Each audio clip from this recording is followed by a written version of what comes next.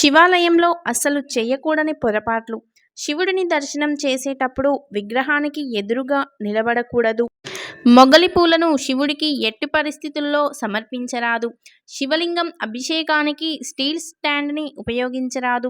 తులసి ఆకులను ఎట్టి పరిస్థితుల్లో శివుడికి సమర్పించరాదు. శివుని దర్శనం అయ్యాక ధ్వజస్తంభం దగ్గర సాష్టాంగ నమస్కారం ఎట్టి పరిస్థితుల్లో చేయకూడదు. శివుని దర్శనం తర్వాత ధ్వజస్తంభాన్ని దర్శించకూడదు. శివాలయంలో దేవుడికి వెనుకగా కూర్చోరాదు. శివాలయంలో ఇచ్చే ఎటువంటి ప్రసాదాన్నైనా నిస్సందేహంగా భక్తితో స్వీకరించాలి, కానీ తినకుండా పారేయకూడదు. శివాలయంలో లింగం, నందికి మధ్యలో నడవకూడదు. శివాలయంలో లోపల లింగం చుట్టూ ప్రదక్షిణ చేయకూడదు, బయట చేయొచ్చు. శివలింగానికి కుంకుమ పెట్టరాదు. శివుడి పూజలో మనమందరం పాలతో క్షీరాభిషేకం చేస్తాము.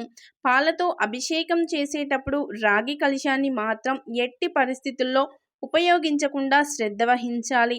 రాగి పాత్రలో పాలు పోయడం వల్ల అవి విషతుల్యమవుతాయి. కాబట్టి స్టీలు గిన్నెలో లేకపోతే మట్టి పాత్రలో పాలను అభిషేకం చేస్తే అత్యంత పుణ్యప్రదం. శివలింగంపై పాల ప్యాకెట్లతో అభిషేకం చేయవద్దు. అభిషేకం చేయాలి అనుకుంటే ప్యాకెట్లో పాలను గ్లాసులో పోసి అభిషేకం చేయాలి. శివాలయంలో తప్పనిసరిగా 3 ప్రదక్షిణలు చేయాలి. విభూదిని పెట్టుకోవాలి. శివాలయానికి వెళ్ళిన భక్తులు ముందుగా ఆ నందీశ్వరుని దర్శించుకోవాలి. మాంగళ్య భాగ్యం లభించాలంటే శివుడిని ఉమ్మెత్త పువ్వులతో పూజించాలి. ఈ పూలతో శివయ్యను పూజించడం వల్ల ఇంట్లో ఉన్న దరిద్రం పోతుంది. శివాలయంలో ఉన్న నందీశ్వరుని చెవిలో మనం ఏమైనా కోరికలు కోరితే తప్పకుండా నెరవేరుతాయని భావిస్తారు. శివపురాణం ప్రకారం నందీశ్వరుని కొమ్ముల మధ్య నుంచి ఆ పరమశివుణ్ణి దర్శించుకున్న వారికి కైలాస ప్రాప్తి కలుగుతుందని శివపురాణంలో తెలియజేయబడినది. ఆలయ దర్శనం సమయంలో శివుని స్తోత్రాలు చదువుకోవాలి. సోమవారం నాడు శివలింగానికి తేనెను సమర్పిస్తే శివుడు సంతోషిస్తాడు. శివునికి భక్తులు నిర్మలమైన హృదయంతో జలం, బిల్వపత్రం సమర్పిస్తే చాలు, కొలిచిన భక్తుల కోరికలు తీరుస్తారు. ఆ శివుడు శివాలయంలో తప్పనిసరిగా 3 ప్రదక్షిణలు చేయాలి. విభూది పెట్టుకోవాలి.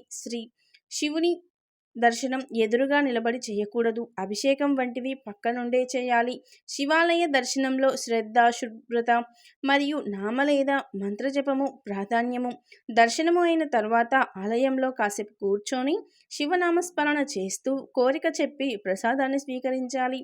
శివ అనే పేరులోనే ప్రత్యేకమైన అంతరార్థం దాగుంది. హిందూ పురాణాల ప్రకారం సోమవారం శివుడికి ప్రత్యేకం. శివుడిని లింగ రూపంలో పూజించడం వల్ల ఆ వ్యక్తి తన జీవితంలో ఉన్నత స్థాయికి చేరుకుంటారని వేదాలు వివరిస్తాయి.